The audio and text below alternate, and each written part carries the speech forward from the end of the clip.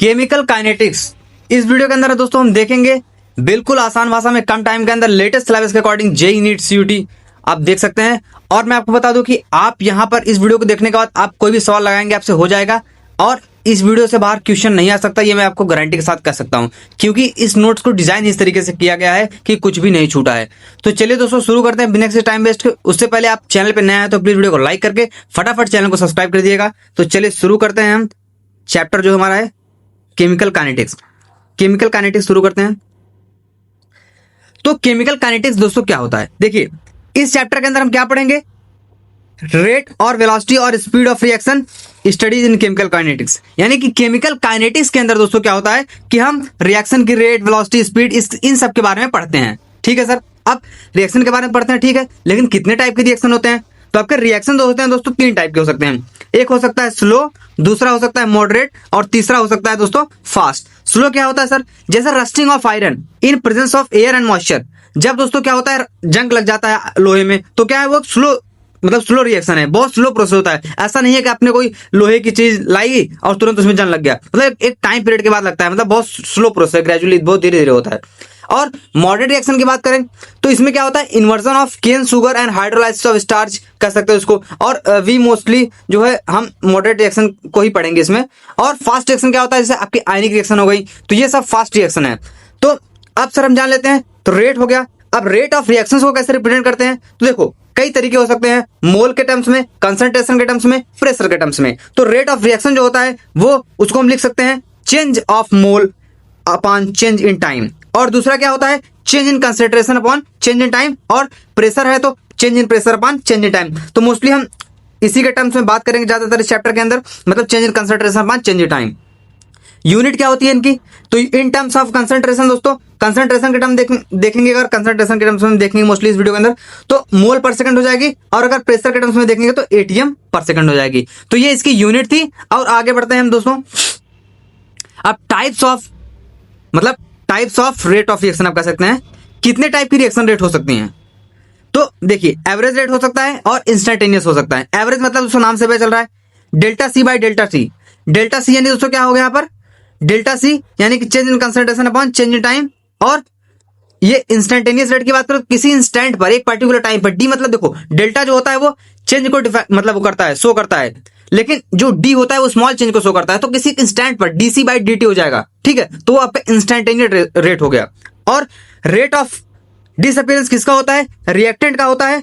और rate of appearance होता है प्रोडक्ट का। ऐसा क्यों होता है, तो देखो रेट ऑफ, अगर हम डिसअपीयरेंस लिखेंगे तो हो जाएगा minus delta R by delta T. Minus delta मतलब दोस्तों यहां पर है माइनस, क्यों है सर, क्योंकि आपका तो रिएक्टेंट है, कंज्यूम होगा, कुछ खत्म होगा, उससे प्रोडक्ट बनेगा, तो वो माइनस में रहता है। रिएक्टेंट हमेशा माइनस में ही होगा और प्रोडक्ट दोस्तों आपका प्लस में लिखा जाएगा, क्योंकि वो फॉर्म हो रहा है, प्रोडक्ट बनेगा, तो वो उसको हम प्लस में ही डिनोट करेंगे। हमेशा आपको देखना है रिएक्शन में दोस्तों, आपको कोई सी भी रिएक्शन हो उसमें रिएक्टेंट होता है, फिर रिएक्टेंट से प्रोडक्ट बनता है, ये तो पता ही होगा, सिंपल सी बात है। अब डेल्टा आर है, आर फाइनल, आर इनिशियल भी हो सकता है, R2 माइनस R1 भी हो सकता है। और डेल्टा टी यानी कि चेंज इन टाइम आप इसको लग सकते हैं T2 माइनस T1। और इसमें यानी कि दोस्तों यहाँ पर क्या है, ये आर यहाँ पर आपको दोस्तों क्या है, रिएक्टेंट है, ठीक है, ये आपका क्या है, रिएक्टेंट है, और ये आपका क्या है, प्रोडक्ट है, पी प्रोडक्ट है। तो change in product upon change in time दोस्तों क्या हो जाएगा, P2 minus P1 upon T2 minus T1।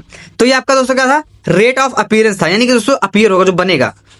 और यहां पर जो होता है T2 ग्रेटर देन, मतलब टाइम होगा, मतलब इसके लिए, मतलब डिसअपीयरेंस के लिए, और R1 ज्यादा होगा R2 के लिए, तो किसमें, इसमें वाले में। लेकिन इसमें क्या होगा, T2 ग्रेटर देन T1 होगा और P2 ग्रेटर देन P2 हो जाएगा। तो ये चीजें थी सर। और यहाँ पर कुछ चीजें अगर मैं रिप्रेजेंट करना चाहूँ कि रेट ऑफ जो रिएक्शन को या फिर अपीयरेंस ऑफ प्रोडक्ट को दोस्तों कैसे आप, मतलब कैसे आप लिख सकते हैं आप, जैसे मैं बोलूँ कि आप how to express rate of reaction, आप रेट ऑफ रिएक्शन को कैसे एक्सप्रेस कर सकते हैं। तो यहाँ पर एक मैंने रिएक्शन ले ली, जैसे अल्फा ए, बीटा बी, गामा सी, डेल्टा डी, मतलब डेल्टा डी, हाँ ठीक है। और तो देखिए ऑब्वियसली आपका दोस्तों ये जो है, ये क्या है, ये आपका रिएक्टेंट है और ये प्रोडक्ट है कुछ। तो रिएक्टेंट जो होता है आपको पता ही होगा, कंज्यूम होगा, डिसअपीयर होगा। तो एवरेज रेट हम की बात करें, अगर average rate disappearance of A, तो यहां पर ये हो जाएगा delta A by delta T, ठीक है सर। तो delta A by delta T हो गया। और average rate of disappearance of B, क्योंकि बी भी आपका प्रोडक्ट ही है, तो delta B by minus, sorry minus, आपको ध्यान रखना है, जरूरी है ये, minus delta B by delta D T. और average rate of appearance of सी, यानी कि दोस्तों अपीयरेंस वाला प्रोडक्ट है तो प्लस में आ जाएगा delta C by delta T, और इसका डी का आ जाएगा प्लस में delta D by delta D. लेकिन अगर एवरेज रेट ऑफ रिएक्शन यानी कि रेट ऑफ डिसअपीयरेंस और अपीयरेंस भी कह सकते हो आप अपॉन स्टाइक्योमेट्रिक कोएफिशिएंट, ठीक है, तो ये एवरेज रेट ऑफ रिएक्शन के लिए अगर आप स्टाइक्योमेट्रिक कोएफिशिएंट यहां पर दिखाएंगे तो क्या हो जाएगा, जैसे हम उसके साथ में दोस्तों मतलब चेंज इन टाइम के साथ में दोस्तों क्या है कि जो इसका स्टाइक्योमेट्रिक कोएफिशिएंट है उसको भी साथ में लिखेंगे। जैसे यहां पर क्या है, रेट ऑफ अपीयरेंस ऑफ मतलब पहले वाले के लिए जो हम लिखना चाहेंगे अगर इसका, तो ये हो जाएगा delta A upon alpha delta T minus में, और माइनस में बीटा, मतलब माइनस में delta beta delta B by beta delta T, plus में हो जाएगा आपका delta C by gamma delta T plus delta D by delta T. तो इसको हम इस तरीके से लिख सकते हैं।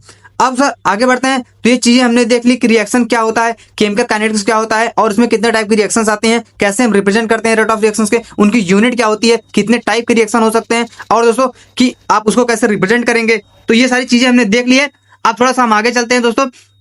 अब यहां पर हम बात करेंगे जो रेट ऑफ रिएक्शन होता है उसको कौन कौन सी चीजें अफेक्ट कर सकती हैं। तो आपका एक पहला तो मैं बताऊं कंसंट्रेशन, दूसरा टेम्परेचर, तीसरा प्रेशर, चौथा कैटलिस्ट, पांचवा सरफेस एरिया।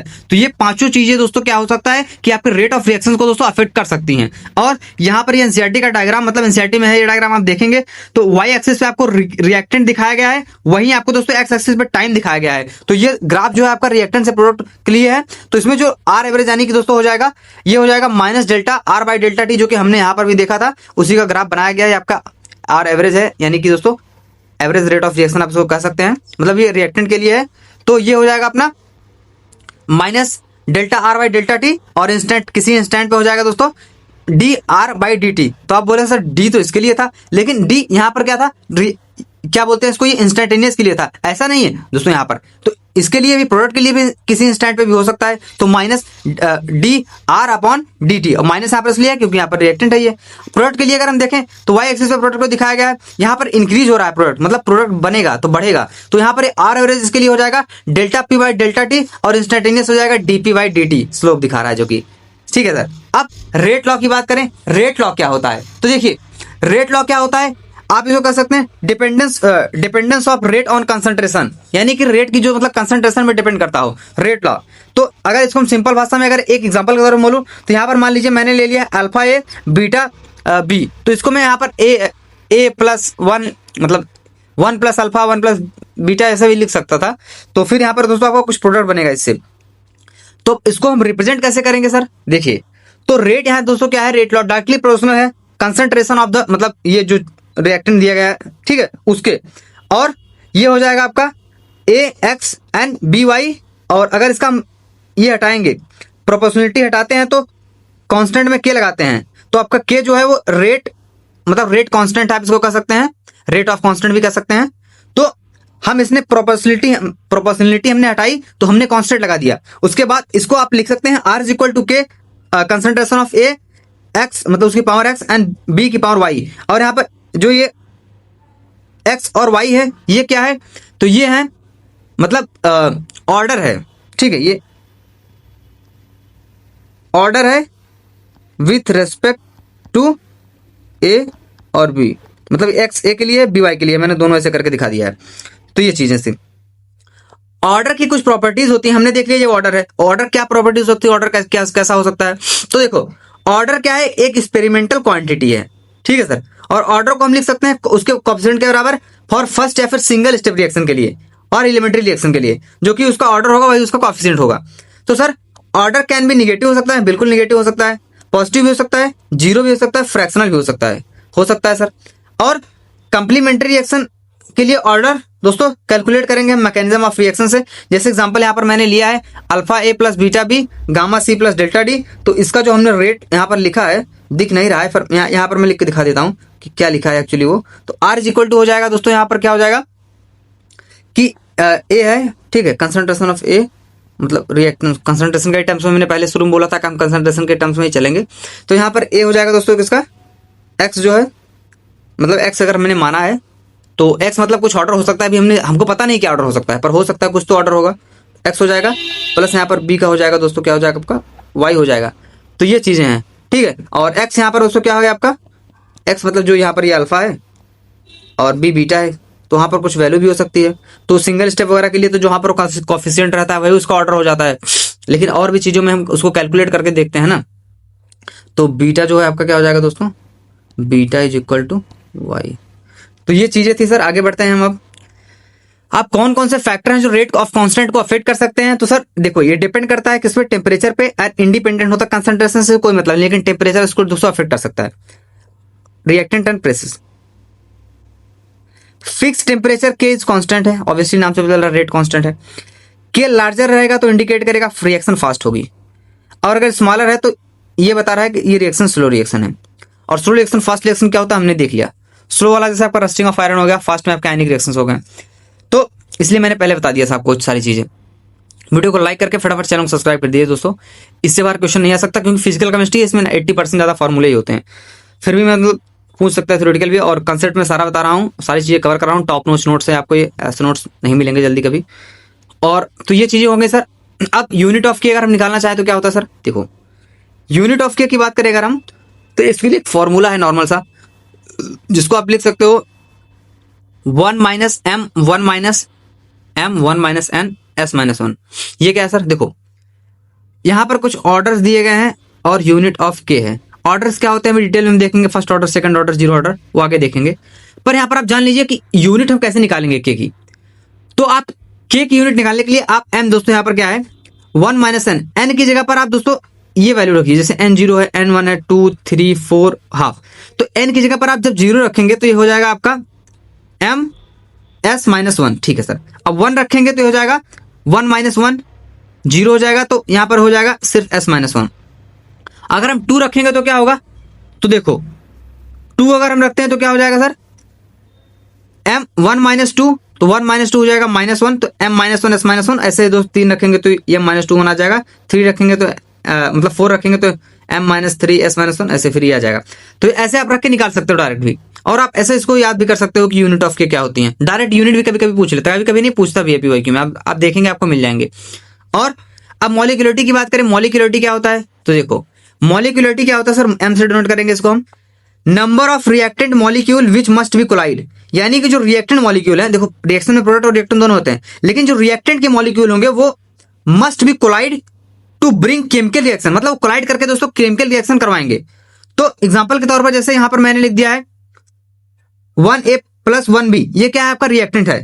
तो प्रोडक्ट में दोस्तों क्या बना है, मॉलिक्यूलरिटी इसकी 2 आ गई है। मॉलिक्यूलरिटी कितनी आ गई है, यानी कि एक ए और एक बी मिलकर दोस्तों क्या कोलाइड करके रिएक्शन करवाई इन्होंने, और एक एक हो गया 2, मॉलिक्यूलरिटी 2 आ गई है। लेकिन कुछ यहाँ पर पॉइंट आते हैं मॉलिक्यूलरिटी के लिए, वो क्या होते हैं हम देख लेते हैं सर। तो ये एक थ्योरेटिकल क्वांटिटी होती है आपकी, ये क्या होती है, एक थ्योरेटिकल क्वांटिटी होती है, और ये दोस्तों 0 नहीं हो सकती है और निगेटिव भी नहीं हो सकती है। लेकिन ये 1 हो सकती है, 2 हो सकती है, 3 हो सकती है, और मोर देन 3 तो दोस्तों आपको रेयरली ही, मतलब बहुत कम ही देखने को मिलेगी। ज्यादातर आपको दोस्तों 1 2 3 तक ही देखने को मिलेगी। ठीक है सर। पांचवा क्या है कि ये कॉम्प्लीमेंट्री रिएक्शन ऑर्डर दोस्तों जो होता है वही उसकी मॉलिक्यूलरिटी होती है। ठीक है, सॉरी कॉम्प्लीमेंट्री मैंने बोल दिया, एलिमेंट्री रिएक्शन जो होती है वही उसकी मॉलिक्यूलरिटी होती है। जैसे यहाँ पर कोएफिशिएंट आपका एलिमेंट जैसे हमने देखा था, यहाँ पर दोस्तों हमने वहां पर लिखा था कि अल्फा ए बीटा बी, तो वहां पर अल्फा की जगह पर 1 रख दिए हैं। ऐसे आप ऑर्डर की जगह पर दोस्तों वहां पर 1 भी हो सकता है, 2 भी हो सकता है, तो वहां पर उसका जो ऑर्डर हो जाएगा with respect to X and Y, तो 1 रहेगा तो 1, 2 उसका 2 रहेगा तो 2, तो टोटल मिला के 3 या फिर 4 2, मतलब 4 तो नहीं देखने को मिलता जनरली दोस्तों, मतलब 3 तक ही देखने को मिलती है mostly. And no meaning of molecularity for complex reaction, मानी कि जैसे स्लो रिएक्शन, जिसमें क्या करेंगे दोस्तों, रेट डिटरमाइनिंग स्टेप जो होता है उसको हम फॉलो करेंगे, आरडीएस जो कि होता है। ठीक है, तो ये चीजें थी। और calculation of order of reaction दोस्तों, कॉम्प्लेक्स रिएक्शन के लिए जो हमने देखा यहाँ पर, कॉम्प्लेक्स रिएक्शन के लिए कैसे मतलब इसको हम कैलकुलेट कर सकते हैं, क्या सारी चीजें हो सकती हैं वो। तो देखो कॉम्प्लेक्स रिएक्शन के लिए क्या होता है, हमने यहाँ पर क्वेश्चन लिखा है 2AB प्लस B2 2AB2 इससे बन गया। ठीक है, अब इसका रेट कांस्टेंट कैसे लिखते हैं हमने बता दिया था आपको। कांस्टेंट रेट कांस्टेंट मतलब रेट ऑफ रिएक्शन कैसे रिप्रेजेंट करेंगे, रेट कांस्टेंट क्या हो जाएगा, फिर आपका AB हो गया और N और Y। N यहाँ पर दोस्तों क्या हो सकता है, आप बोलोगे यहाँ पर 2 लिखा हुआ है तो 2 यहाँ पर लिख दो सर, इसको 2 लिख दो यहाँ पर, नहीं ऐसा नहीं हो सकता। अभी इसको कैलकुलेट करेंगे, देखो चेंज वैल्यू आ सकती है। ठीक है, तो वैल्यू चेंज भी आ सकती है, लेकिन कभी कभी नहीं भी आती है, सेम भी आती है। तो हमको ऐसा नहीं करना है, हमको कैलकुलेट करके देखना है, किसके लिए, कॉम्प्लेक्स के लिए। ठीक है दोस्तों, तो यहाँ पर N और Y हो गया। अभी हमको नहीं पता क्या है, भले दिया है क्वेश्चन में 2AB प्लस B2, लेकिन हमें नहीं पता क्या हो सकता है इसकी मॉलिक्यूलरिटी, क्या हो सकता है इसका ऑर्डर। तो यहाँ पर फास्ट रिएक्शन दोस्तों क्या है, ए बी इक्विलिब्रियम का साइन AB3 बना। और अगर इसको हम इक्विलिब्रियम कांस्टेंट में रिप्रेजेंट करना चाहें तो आप इसको लिख सकते हैं दोस्तों, क्या होता था आपका product upon reactant concentration show करते थे, ऐसा लिखना चाहो तो लिख सकते हो, नहीं तो इसको स्किप भी कर सकते हो। और यहाँ पर जो RDS होगा आपका वो क्या है, AB3 से लेकर AB, जो कि यहाँ पर K1 है, ठीक है, और उसको हम 2AB लिख सकते हैं यहाँ पर जैसे लिखा गया है।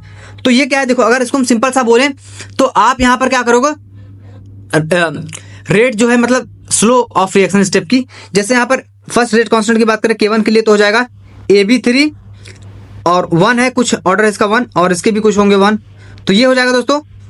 और AB3 को हम दोस्तों स्लो स्टेप में मतलब रख देंगे, स्लो स्टेप वाले में, तो इसका रेट कांस्टेंट जो हो जाएगा K1 का और KC का, तो ये हो जाएगा AB और मतलब इसकी जगह पर AB रख दिया है, फिर B2 आपका प्रोडक्ट में था और AB, तो ये टोटल कितना आ जाएगा, न्यू जो आपका दोस्तों रेट कांस्टेंट निकल के आएगा वो आ जाएगा AB2 आ जाएगा। AB और AB दोस्तों दो आपके AB2 स्क्वायर हो गया और B2 एक है, तो इसकी कुल मॉलिक्युलरिटी जो निकल के आएगी वो 3 निकल के आ जाएगी। तो दोस्तों ऐसे हम इसको कैलकुलेट कर सकते हैं मतलब कॉम्प्लेक्स रिएक्शन के लिए। Integrated rate expression for first order reaction जो हमने बोला था, अब आगे हम देखेंगे कौन सा रिएक्शन में, तो कुछ ए है उससे प्रोडक्ट बन रहा है, तो हम कंसंट्रेशन के टर्म्स में, लॉग के टर्म्स में और मोल्स के टर्म्स में देखेंगे किसको, फर्स्ट ऑर्डर रिएक्शन के इंटीग्रेटेड एक्सप्रेशन को। तो इसको हम लिख सकते हैं CT is equal to C0 E minus KT, जो कि दोस्तों यहाँ पर ln CT minus ln C0 को माइनस KT भी लिख सकते हैं। लॉग वाला दोस्तों क्या होता है कि KT is equal to 2.303 log C0 by CT लिख सकते हैं, लेकिन मोल के टर्म्स में आप ये हो जाएगा आपका जो C0 है ए है CT A माइनस एक्स है, तो यहाँ फर्स्ट पे दोस्तों क्या होगा, C0 के लिए दोस्तों A minus X is equal to A dot E minus KT लिख सकते हैं। और KT क्या होता है, यहाँ पर क्या होता है sir, KT is equal to ln आप लॉग वाला में जब बात कर रहा था वहां पर, तो इसके लिए A आपका दिया गया है, मतलब A यहाँ पर क्या है C0 A है, तो ये इसको एक जगह पर रख देंगे, CT की जगह पर आप रख देंगे A माइनस एक्स, तो ये हो जाएगा आपका ln A by A minus x, और KT जो हो जाएगा निकल के आपका आ जाएगा 2.303 लॉग A माइनस एक्स निकल के आ जाएगा इन टर्म्स ऑफ मोल। तो ये लॉग के टर्म्स में याद रखना है, कंसंट्रेशन के टर्म्स में याद रखना है और मोल के टर्म्स में याद रखना है। तो ये चीजें आपकी थी दोस्तों इंटीग्रेटेड रिएक्शन। हाफ लाइफ क्या होती है, सबकी रिएक्शंस की हाफ लाइफ होती है, तो जब 50% रिएक्टेंट कंज्यूम हो जाता है तो उसको हम हाफ लाइफ बोलते हैं। जैसे फर्स्ट ऑर्डर रिएक्शन की हम बात कर रहे हैं यहाँ पर दोस्तों, फर्स्ट ऑर्डर रिएक्शन की, और इसका जो रेट कांस्टेंट K होता है कितना होता है MS-1 होता है सर, फर्स्ट ऑर्डर रिएक्शन के लिए S-1 होता है, सॉरी यूनिट ऑफ जो इसका होता है यूनिट ऑफ K वो होता है S-1, तो ऐसे आप डायरेक्ट निकाल सकते हो, तो T हाफ यानी कि T 50% हो जाएगा ln 2 बाई K, और इसको हम लिख सकते हैं दोस्तों ln 2 को 0.693 बाई K भी लिख सकते हैं। अगर देखो T 50% of first order reaction independent होती है इनिशियल कंसंट्रेशन से, कोई मतलब नहीं है शुरुआती जो कंसंट्रेशन होगा किसी रिएक्टेंट का, और जीरो ऑर्डर के लिए दोस्तों रिएक्शन हो जाएगी T half directly proportional to R0 का कंसंट्रेशन, मतलब जो वही इनिशियल कंसंट्रेशन, ठीक है, मतलब हाफ वाले मैटर करता है जीरो ऑर्डर के लिए, लेकिन फर्स्ट ऑर्डर के लिए कोई मतलब नहीं करता है, इंडिपेंडेंट होती है इनिशियल कंसंट्रेशन से, कोई मतलब नहीं है किसके रिएक्टेंट के।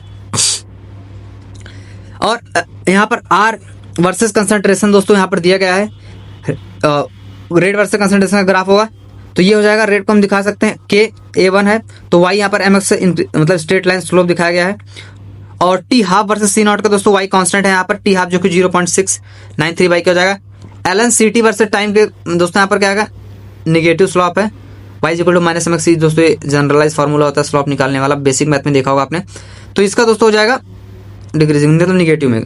और CT वर्सेस T का भी दोस्तों क्या हो जाएगा -K बाई 2.3, डायरेक्ट क्वेश्चन पूछ सकता है, ग्राफ दे देगा, पूछेगा ये किस ऑर्डर मतलब फर्स्ट ऑर्डर का ग्राफ है सेकंड ऑर्डर, ऐसे नहीं पूछेगा फर्स्ट ऑर्डर का है, मतलब दे देगा, बोल देगा कि मतलब वो लिख देगा कि ये ग्राफ कौन से ऑर्डर का है, तो आपको मतलब बताना होगा कौन से ऑर्डर का है। तो फर्स्ट ऑर्डर में इतने सारे ग्राफ आते हैं, मतलब बन सकते हैं T हाफ के लिए, C0 के लिए, CT वर्सेस T के लिए दोस्तों क्या हो जाएगा यहाँ पर rectangular hyperbola C0 E minus K by T हो जाएगा। कुछ टाइम रेशन यहाँ पर इंपॉर्टेंट दिए गए, बार बार कैलकुलेट करने की ना करना पड़े, डायरेक्ट आप देख सकते हैं T 75% के लिए 2 टाइम ऑफ T50 हो जाएगा, 87.5% के लिए 3 T50 हो जाएगा, 93.75 के लिए ये हो जाएगा 4 T50%, 90 के लिए हो जाएगा 3.3 T50%, और 99 पॉइंट के लिए 10 T50%, और 99% के लिए हो जाएगा 6.66 T50%, 99.99% के लिए हो जाएगा 30.34 T50%। तो ये कुछ टाइम रिएक्शन थी डायरेक्ट जो कि हमने देख लिया है, और ये आपको लर्न कर सकते हैं आप इसको।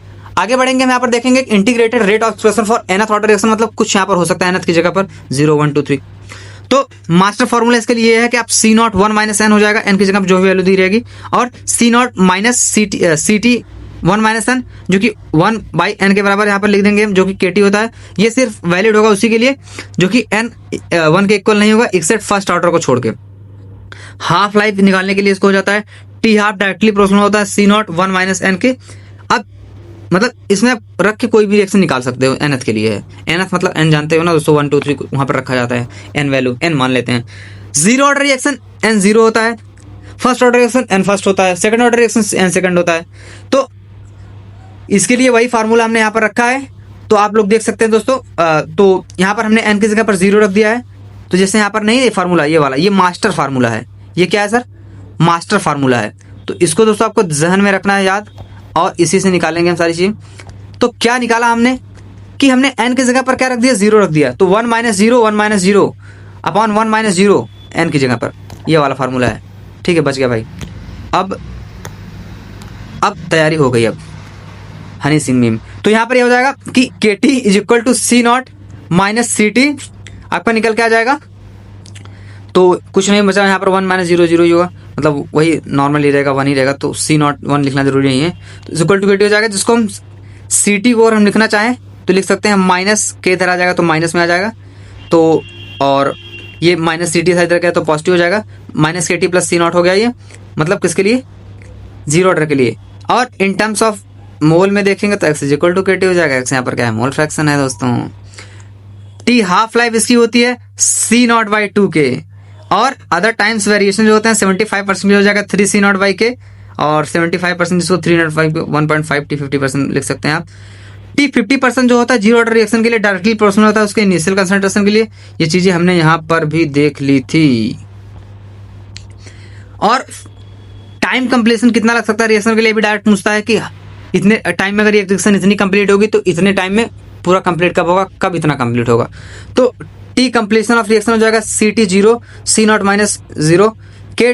T कंप्लीशन से T कंप्लीशन के लिए C0/K निकाल सकते हैं। और जीरो ऑर्डर के लिए मतलब जो ग्राफ जीरो ऑर्डर के लिए कहाँ, जीरो ही ऑर्डर के लिए दोस्तों क्या हो जाएगा, जो ग्राफ अगर आप मतलब आप निकालना चाहें तो इसके लिए ग्राफ जो निकल के आता है सर, वो क्या निकल के आता है?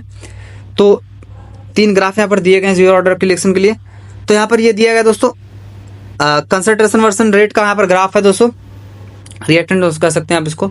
R वर्सेस कंसंट्रेशन, सिंपल सा बोल रहा हूँ मैं इसको। तो यहाँ पर कांस्टेंट होगा और इसमें निगेटिव स्लोप आ जाएगा CT वर्सेस T के लिए, और इसमें CT वर्सेस T के लिए क्या रहा था?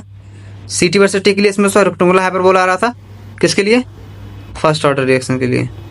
लेकिन ये हम देख रहे हैं किसके लिए? जीरो ऑर्डर रिएक्शन के लिए। तो इसमें दोस्तों कैसा आएगा, ध्यान रखना है आपको, मतलब अलग अलग होगा, मतलब उन लोग का मतलब ग्राफ जो होगा वो अलग अलग होगा। ऐसा नहीं है कि मतलब उसके लिए सबके लिए सेम ही होगा। इसके लिए T हाफ दोस्तों क्या होगा? T हाफ C0, यहाँ पर स्ट्रेट लाइन दिखा रहा है, लेकिन फर्स्ट ऑर्डर के लिए क्या था? T हाफ वर्सेस C0, यहाँ पर दोस्तों क्या था? कांस्टेंट था। ठीक है, तो आप देख सकते हैं कि इसके दोस्तों जो क्या होता है, यहाँ पर डायरेक्टली प्रोपोर्शनल हो सकता है, इसको आप कह सकते हैं।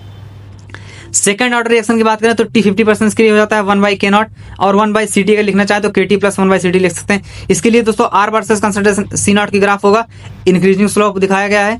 और half C0 versus half CT के बीच में ग्राफ दोस्तों यहाँ पर स्लोप मतलब ऊपर से पॉजिटिव है, ये भी स्लोप हो जाएगा 1/K। T half versus 1/C0। Second order reaction के लिए दोस्तों रेट क्या हो सकता है? तो हो सकता है M-1 S-2, M-1 S-2, second M-1 S-2। हाँ, मतलब ऐसे निकाल सकते हो, डायरेक्ट पूछ भी सकता है कौन से रिएक्शन के लिए कितना कौन सा क्या हो जाएगा। और ऑर्डर देखें 0 0 फर्स्ट और सेकंड, तो इंटीग्रेटेड रेट लॉ हमने देखा, ये हो जाएगा C0 minus CT KT main formula. ये हमारा जो हमने चीजें सारी देखी वो इस टेबल में हमने समराइज कर दिया है, चीट शीट आप कह सकते हो, अल्टीमेट ट्यूटर चीट शीट। और KT is equal to ln/CT हो जाएगा इसके लिए, सेकंड ऑर्डर के लिए हो जाएगा इतना। T हाफ हमने दोस्तों देख ही लिया था कि 0 के लिए कितना होता है और 75% कितना होता है, और सब सारी चीजें हमने देख ली है, बार बार कहने का कोई मतलब होगा नहीं। और मतलब ये समराइज करके दे दिया गया है, नोट्स आपको देखने को मिल जाएगा ये। तो ये चीजें हैं दोस्तों इसके लिए रिलेशन। अगर हम देखना चाहें कि T 50% का क्या होता है, T 75% क्या होता है, यूनिट क्या होती है, मोल पर second, second inverse M-1 S-1, देखो डायरेक्ट यूनिट भी दी गया है। तो ये है DOD क्या होता है? Degree of dissociation. Degree of dissociation क्या होता है सर? तो नंबर ऑफ मोल जो कि डिसोसिएट होंगे, डिसोसिएट मतलब अलग होना, एसोसिएट मतलब जुड़ना। तो इनिशियल मोल जो हमने लिया रहेगा प्लस मतलब उसके अपान में number of mole upon dissociated, तो इसको हम अल्फा से रिप्रेजेंट करते हैं सर। ये हो जाता है आपका एक्स बाई ए भी इसको लिख सकते हैं। ठीक, तो ये था first order reaction in terms of pressure. हमने फर्स्ट ऑर्डर रिएक्शन सिर्फ वहां देखा था नॉर्मली। अब प्रेशर के टर्म्स में अगर देखें तो इसके लिए जो बेस फार्मूला हो जाएगा वो हो जाएगा KT is equal to ln P not by PT। ठीक है, तो ये यहाँ पर दोस्तों क्या है, P नॉट और PT अगर गिवन होगा तो क्या हो जाएगा फॉर्मूला, हम लिख लेंगे दोस्तों इसको KT ln P not by 2 P not minus PT। लेकिन जब P नॉट दोस्तों इनफाइनाइट से PT दिया होगा तो इसको हम लिख सकते हैं P infinite by 2 P not minus PT। इसके लिए हो जाएगा सीडो फर्स्ट ऑर्डर रिएक्शन। दोस्तों मतलब लगता तो है फर्स्ट ऑर्डर रिएक्शन लेकिन होता नहीं, सीडो मतलब झूठा है, फरेबी है, फरेबी। तो दिखने में तो सेकंड ऑर्डर है, फर्स्ट होता फर्स्ट ऑर्डर है, look like second order but it is first order reaction my dear friends. Mechanism क्या है, रिएक्टेंट है दोस्तों कोई A प्लस बी कॉन्स्टेंट क्या है, प्रोडक्ट कुछ बन रहा है। तो अगर बी का कंसंट्रेशन दोस्तों एक्सेस में है कांस्टेंट तो रेट इसके लिए हो जाएगा रेट ऑफ रिएक्शन हो जाएगी के A1B1 जो कि यहाँ पर मॉलिक्यूलरिटी 2 आ रही है, ऑर्डर भी 2 आ रहा है। और अगर बी एक्सेस में है, मतलब अगर हम बी एक्सेस में लेते हैं तो नया जो आपका रेट कांस्टेंट निकल के आएगा, रेट ऑफ कांस्टेंट के बी आएगा, यह आ जाएगा रेट इज इक्वल टू के डैश ए। तो यह हो जाएगा मॉलिक्यूलरिटी इसकी 2 आ रही है, ऑर्डर 1 आएगा। लेकिन सीडो फर्स्ट ऑर्डर के एग्जाम्पल कौन कौन से हो गए, तो इसके एग्जाम्पल की अगर मैं बात करूं दोस्तों तो देखो इसका एग्जाम्पल क्या होगा कि hydrolysis of Easter in acidic medium में।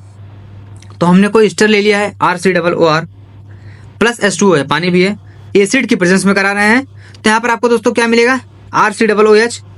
ठीक है, तो ये एसिड मिला आपको कुछ और अल्कोहल मिला। तो रेट ऑफ रिएक्शन अगर इसके लिए लिखना चाहें तो हो जाएगा K ऑफ ईस्टर और फिर इसकी मॉलिक्यूलरिटी 2 है और ऑर्डर 1 है। तो ये चीज़ें थी जो हमने देखा।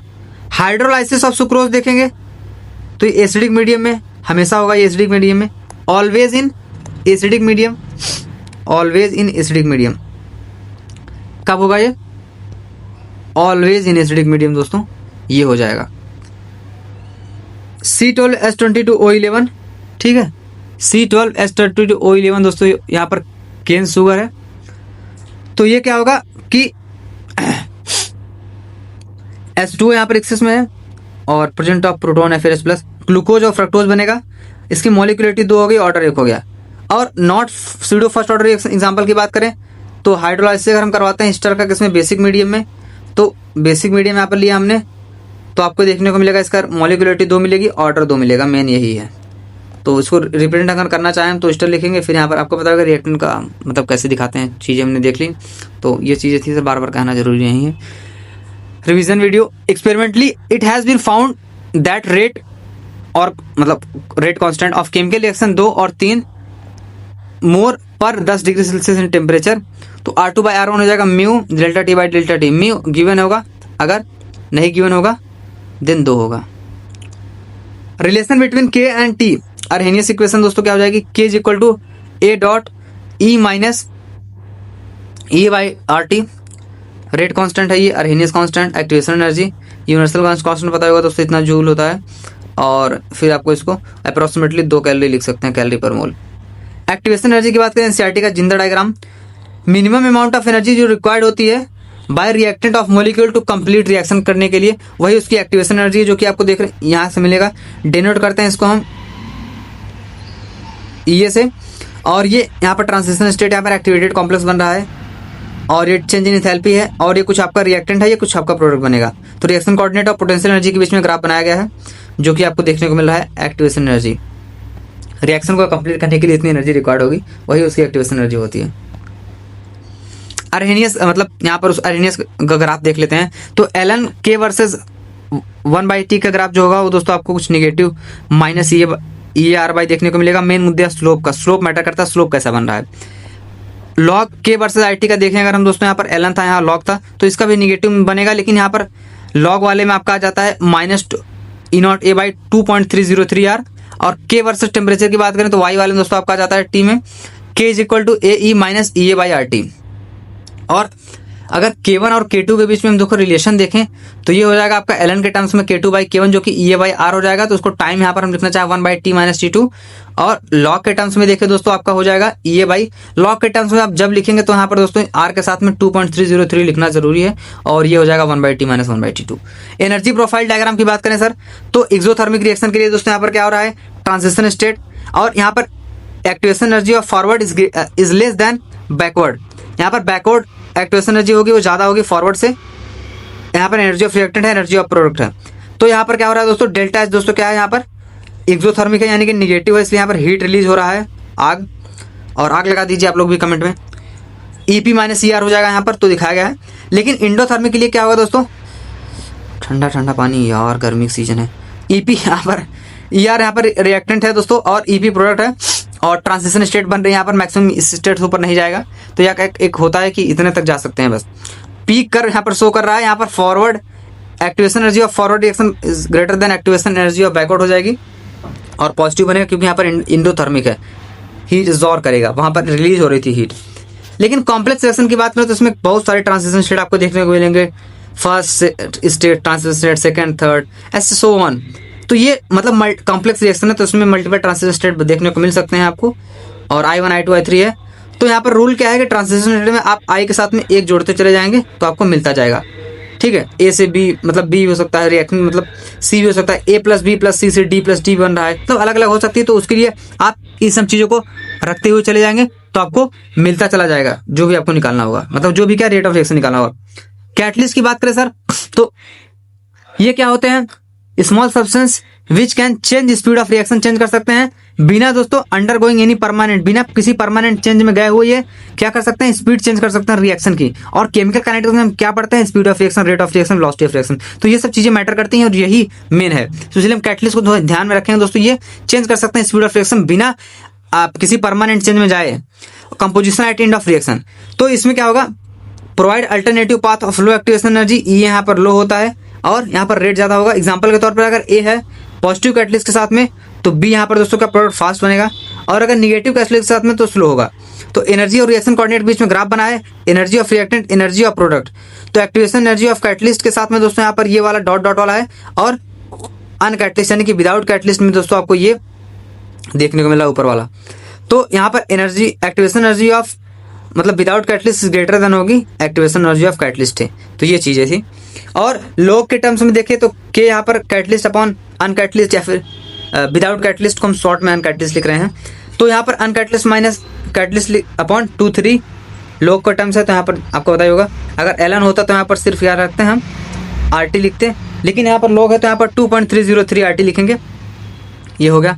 अब लास्ट में अपना आता है दोस्तों क्या, कोलिजन थ्योरी क्या होती है सर। देखो तो ये कोलिजन थ्योरी आपको देखने को कहाँ मिलता है दोस्तों, ये केटीजी मतलब ये कोलिजन मतलब गैसेस कोलिजन में होता है ना, मतलब रैंडमनेस होती है उसमें गैस में। तो एज्यूम कर सकते हैं गैस मॉलिक्यूल को हम केटीजी में, कोलिजन थ्योरी में इसके अंदर। तो इसमें क्या हो सकता है सर, देखो तो इसमें कंसिडर करेंगे रिएक्टिंग मॉलिक्यूल को, जैसे हार्ड स्फीयर है कोई, नंबर ऑफ इफेक्टिव कोलिजन जो कि डिटरमाइन करेगा रेट ऑफ रिएक्शन क्या होगी। तो कोलिजन थ्योरी दोस्तों क्या कहती है, मॉलिक्यूल मस्ट कोलाइड होना चाहिए, सफिशिएंट काइनेटिक एनर्जी होनी चाहिए और प्रॉपर ओरिएंटेशन होना चाहिए, तभी ये चीजें कोलिजन होगा। तो रेट ऑफ रिएक्शन जो होगा डायरेक्टली प्रोपोर्शनल होता है -EA/RT। यहाँ पर क्या हो जाएगा, fraction of mole with energy, energy क्या होता है sir with EA activation energy, और R is equal to ZAV/E-A, और ये रेट वही रेट ऑफ रिएक्शन है। और Z क्या है, Z यहाँ पर दिया नहीं गया, ZAV आपका कोलिजन फ्रीक्वेंसी आप कह सकते हैं इसको, या फिर आप इसको सिंपल भाषा में कह सकते हो कि number of effective collision per unit volume पर सेकंड। तो ये आपका हो गया ZAV। और तो ये इसको ये लिख सकते हैं हम, मतलब फॉर्मूला था जो कि ZAV.EA-RT। और अकाउंट फॉर ओरिएंटेशन के लिए कैसा ओरिएंटेशन होगा, तो कुछ फैक्टर होते हैं, पावर फैक्टर इसको बोल सकते हैं, P बोल सकते हैं दोस्तों, और ये हो जाएगा rate R is equal to P dot ZAV.EA/RT। तो आपको पता है ओरिएंटेशन प्रॉपर होगा तभी कोलिजन हो पाएगा।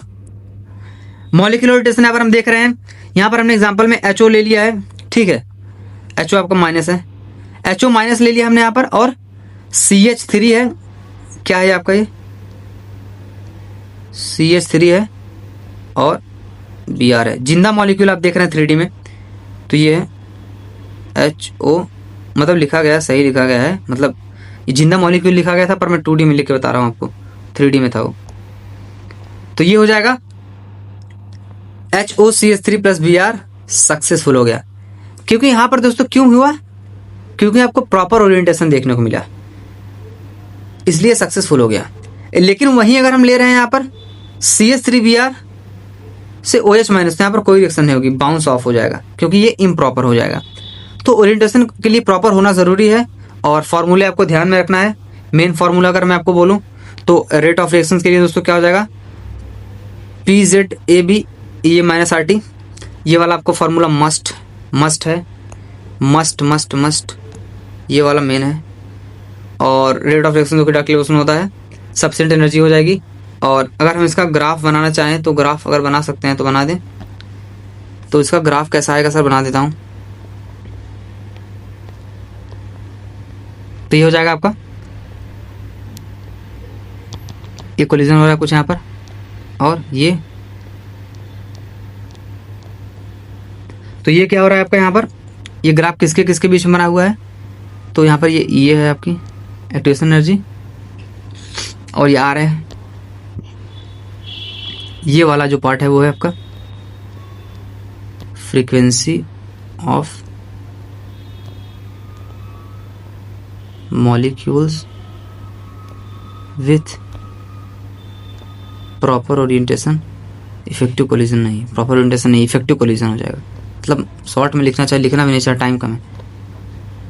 इफेक्टिव कोलिजन, तो ये हमने मतलब क्या बोलते हैं कोलिजन थ्योरी देख ली।